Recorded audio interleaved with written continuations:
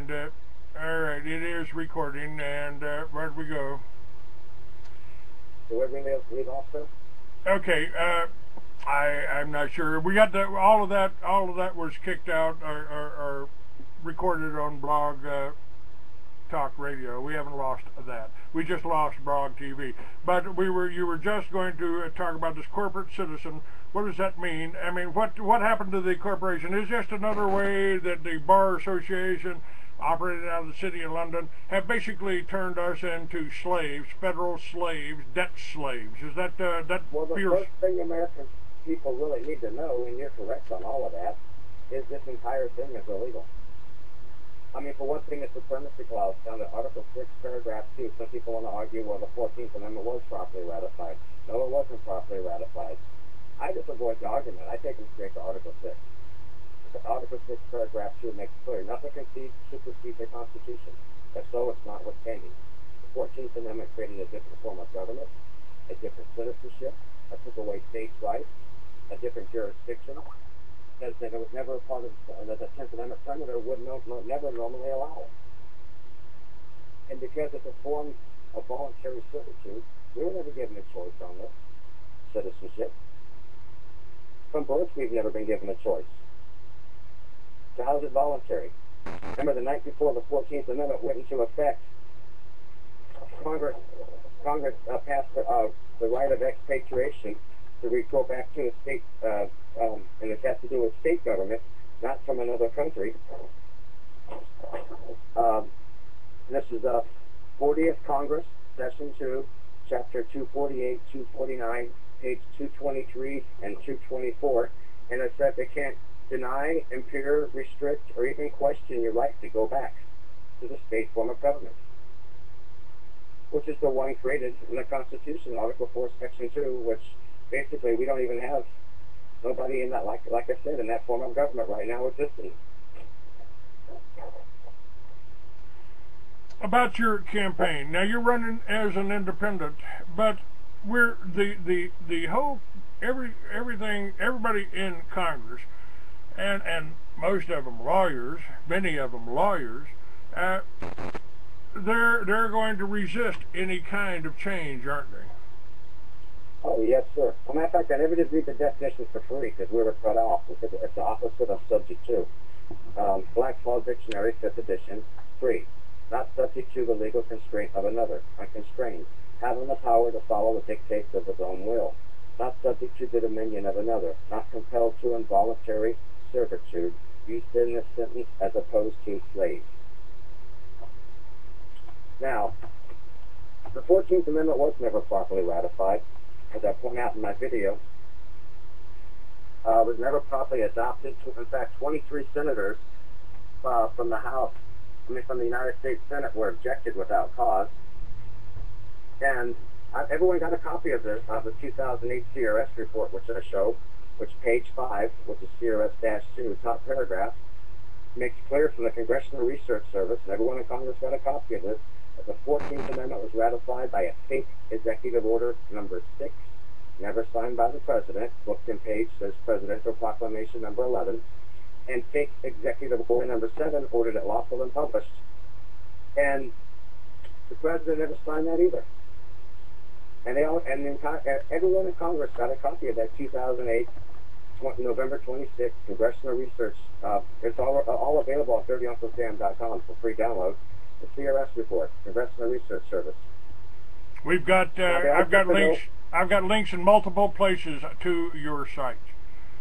And now what we're facing here, I went through a presidential election, and my candidate was Charles Collins, and he wanted to buy back the Federal Reserve and reissue money the way Kennedy did and the way the Lincoln did, and he wanted to oppose him, and he was the first Republican in 1996 to sign up for the presidency, and he couldn't get on television. They wouldn't film him. They just would not put Charles Collins. Every time he got up to speak at a Republican convention, every cameraman on the stage turned the camera off and pointed it at the ground. So how are you going to vote for somebody if you don't know they exist? What? How do we handle in it? Executive Order 6, the Secretary even gives doubts to the 14th Amendment even being ratified properly. The judge is not his right to question it. What? Would you like me to read it, sir? Yes, The go second ahead. page of Executive Order 6. And whereas neither the act just quoted from nor any other law expressly or conclusively implementation authorizes the Secretary of State to determine and decide doubtful questions as to the authenticity of the origin of the state legislators, or as to the power of any state legislator to recall a previous act or resolution of ratification of any amendment proposed to the Constitution. And it goes on to conclude at the bottom of Executive Order 6, where he even mentions the newly constituted state governments. Now, what is that? What date was that executive order issued? Oh, it was issued July 20th, 1868. And July 28th, the day they tell us the 14th Amendment was ratified, is the day that Executive Order 7 was issued, ordering it lawful and published. Now, what made this new contractual citizenship legal is the night before it went into effect, they passed what they call Statute 15 at large, the right of expatriation, to go back to a state citizenship. Although if you try it, they're going to look at you like you're crazy. Because I tried it, and I mean, it really didn't have any luck with it. Pull over, the cops are like, you know, you have to have a license and this and that and the other, and I fought it out. I sit in jail for quite a while.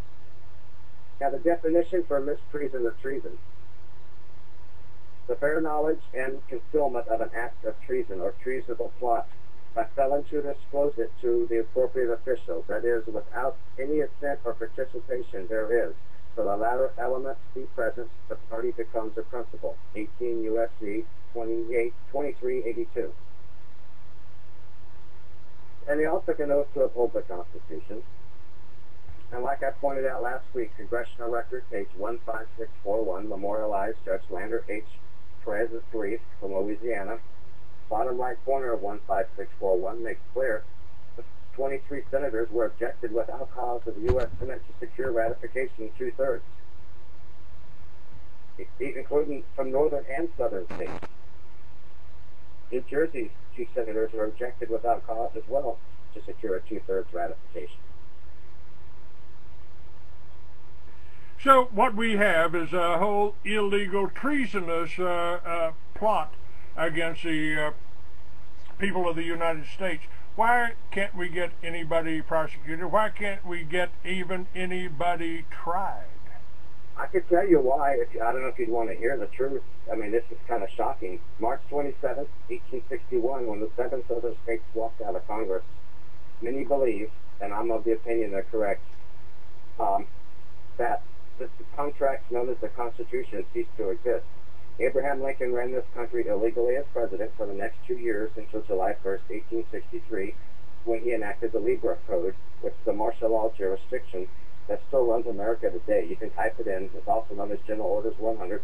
Type it in Google, Libra Code. And it still runs America today. And what they've done is set up another government the way the Republic one was basically run with the senators and Congress, and they just slowly changed it over. And they wouldn't have been able to do that if it was the correct one to start with. That's like I said, the government didn't survive the Civil War. In fact, the Congression, like I pointed out last week, the 1974 report, the CRS report makes clear we've been in an ongoing national state of emergency since at least 1933, if not going back to the Civil War. Well, we know that 1913 marked the shift of us into the hands of the bankers, and of course, I've got the whole lawsuit here, or the whole thing here, where Roosevelt basically gave the American people to the bankers as collateral. Is that correct? Well, on one part, but you got to remember how it's all in phases, and all goes back to the 14th Amendment. They couldn't have locked their doors without the 14th Amendment. And the 14th Amendment wouldn't be worth a hoot if it wasn't for the martial law jurisdiction. There's more than one leg to the table. With that citizenship and that jurisdiction only, was handed over in 1913. Like the Trading with the Enemy Act, the one that makes amends to citizens of the United States as part 5A or 5B of the Trading with the Enemy Act, known as the Act of 1917. They only make specific reference to persons, which now know to be a redefined word to mean corporations, and citizens of the United States, which is the same thing. The New Deal, everything only makes reference to persons and citizens of the United States, just like 1913, just like income tax, persons and citizens of the United States. Can they do what they want to with what's theirs? I already pointed out when Washington, D.C. incorporated, they declared themselves to be the owner, the head, and successor of all said corporations and property of said corporations 3 years after making us corporations. So if you owned a corporation, can you command it what to do? They're not doing nothing more than what they're allowed. It's all done by voluntary citizenship. They're doing what they think they're allowed to do by owning it, by owning us. You know, there's no corporation that's not owned. That's right. I mean, and by owning us or thinking they own us, I mean, I don't like the idea myself. I was born thinking I was a free man. I like to at least die that way. But by thinking they own us, and with the citizenship they technically do, even though it's unlawful, and the folks, even if it was properly ratified, the supremacy clause would still kill it. But by thinking they own us, they've advanced to 1913, which allowed them to control the economy even more, so they were able to crash Wall Street, rob Fort Knox, put us up for collateral and everything we have. And from that point on, Executive Order 6102 did a few things. I mean, it declared the citizens of the United States the enemy by mentioning the mandatory acts, like adopted by reference, and House Joint Resolution 192 for gold confiscation. Isn't that what they're trying? Then it was a crime to own gold. Today it's a crime to own, white gold or methamphetamine or marijuana or grow a hemp plant in your backyard. It's a crime to have raw milk. I see them videos, and I know a little old lady that has raw milk that I used to get my milk from. And she had to quit selling it in public and stuff because they only could sell it to animals solely. They were harassing her, threatening to arrest her, and everything. She sold milk to the public, or if any kids or anybody drank any raw milk. I mean, people lived on raw milk for years. I was born and raised on it. When I was a kid in Long Beach, California, we had this thing called Altadena Dairy. And they'd come around in a milk truck twice a week, and Grandma would leave them bottles out there, and she had a choice of raw milk and half, and butter and everything else. I was raised on that stuff, and I never had no problems with it. Now they're treating that like dope. That's right. And they're going after, 8 years ago when I had an accident, after they tapped my phone, they knew where I was going to be. They arranged an accident. But I had just come out with the Liberty Village concept, and I think that's the reason for more than 9/11, because I think 9/11 was such a farce. It was everybody was supposed to be able to see through it, Mm-hmm. But the idea of being self-sufficient, and I've been telling people on my radio show for 20 years, anytime a communist regime takes over a country, they go after 3 classes of people in order. They did it in Russia, they did it in China. They go after the farmers first. They're doing it in Mexico. They're doing it everywhere. They go after the farmers first, and they set up the 9th plank on the Communist Manifesto: corporate farms, government-controlled food. Then you control the populace. So that's the stage we're in now. Second, they go after the intelligentsia, anyone who knows what they're doing, like you. Third, they go after the veterans and law enforcement that are still loyal to the old regime. Is that accurate?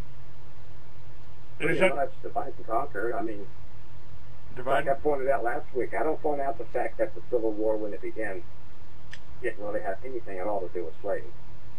I point that out because we're taught that in school, and it hides the truth. That lie hides the truth. The truth is we all lost our constitutional standing in law, whites and blacks alike.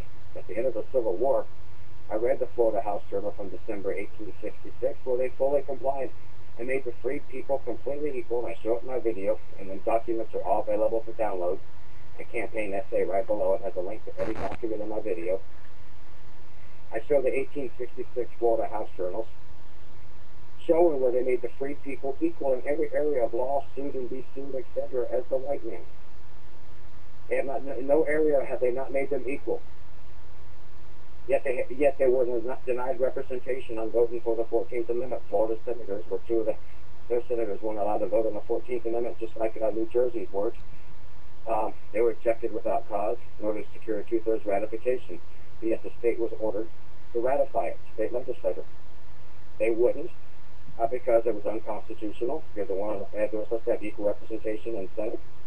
And so they replaced the government in Florida with military officers in suits. Presidential Proclamation number 12 said they had a vote on, pass.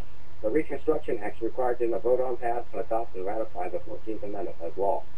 And then Presidential Proclamation 12 anchored them back into our government again from martial law jurisdiction, supposedly the states. But when they entered in this new jurisdiction, it wasn't the same one. That's why I pointed out last week, the state of Texas asked for representation in the new form of government, March 30th, 1870. This is where they gave up their republic. Whereas the people of Texas, you can hear the two governments here, whereas the people of Texas have framed and adopted a constitution of state government, which is republic. And whereas the legislators of the state of Texas elected under said constitution has ratified the 14th Amendment and 15th Amendment to the Constitution of the United States, whereas performance of the several acts and good faith is a condition precedent to the representation of the state in Congress. They're telling you they don't have no representation in Congress now because of the 14th Amendment, because the framers made them a republic. And since the 14th Amendment, they don't have representation. So that's obviously telling you that they don't have, it's not the same form of government. Well,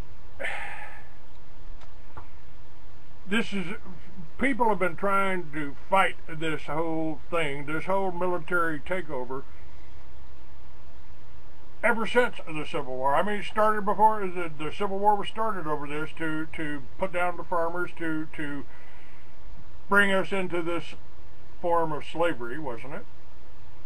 Nothing's changed. Sure Nothing's changed in 150 years. How are we going to change it in the future, Bruce? This is, I've been talking about the New World Order, pointing out what the banksters have been doing for 25 years. I pointed out that the CIA is bringing all the drugs in this country so they can increase our prison population because, well, they make money off of all the people they incarcerate, don't they? I mean, this is a racket. But General Smedley Butler told us that war was a racket, but so is this whole police state, isn't it? Yes, sir. Well, it's basically a banker takeover. We had the 6 years of the Revolutionary War. They came back, I guess, in 1812, from what history tells us. Well, Hickory kicked them out in 1834. They came back with Mr. Lincoln, and he tried to kick them out with a greenback dollars. They got infiltrated the southern states during the Confederate War, or the Civil War. And at the end of the Civil War, supposedly, well, I was taught in 8th grade from old school books, which is completely different than what I was taught in Florida in high school. But I did find a U.S. Examiner, the U.S. Economic History, Ron Paul wants every American to know Part 2, and it actually says the same thing. The private laws of the District of Columbia. I showed this in my video as well.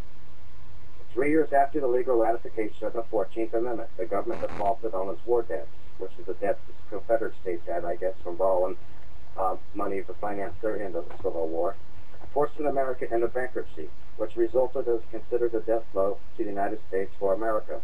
On February 21st, 1871, England claimed what was theirs according to international law and incorporated the 10-mile square, that is Washington, D.C. England also incorporated the American Constitution and names for its new corporations such as United States of America, U.S. and USA, as well as other titles as declared in the District of Columbia Organic Act of 1871. Now, the Organic Act of 1871 is where I pointed out Washington, D.C. incorporated doing business as the United States, and they gave that corporation all powers not inconsistent with the Constitution. which means they gave that corporation all, and that's the first page to show this, all the powers consistent with the Constitution. And Congress is able to do this through a loophole in the Constitution. It's able to circumvent it. Article 1, Section 8, Clause 17 gives Congress the authority to create a 10-mile district. So they created this 10-mile district, which they have authority over, Washington, D.C., by taking pieces of land from Maryland and Virginia, I believe it was. And then, in 1801, in Washington, D.C. In 1871, they incorporated doing business as the United States and made us all citizens of Washington, D.C. with the 14th Amendment, subject to the jurisdiction thereof. That's why states' rights, according to the Constitution, should trump anything the federal government has to do unless it's in violation of the Constitution. But recently it doesn't. Federal law always seems to trump state law anymore. That's because we're all citizens of a state known as Washington, D.C. In 1864, like I showed on the document, the second one from the top, 30 Uncle Sam, Congress redefined the meaning of the word state, it's now a legal term, to include the definition, District of Columbia. Again, let me go back. You know, I mean, I've been reporting on these type of things, and what you're giving us is accurate history. But the victors write the history books, so the history books were written. And the first casualty of war is truth, right? Yes, sir. Yes, sir. And the I've tried to come up with ways to respond to this, and a lot of the answers that I've got are being implemented. People are trying to do it.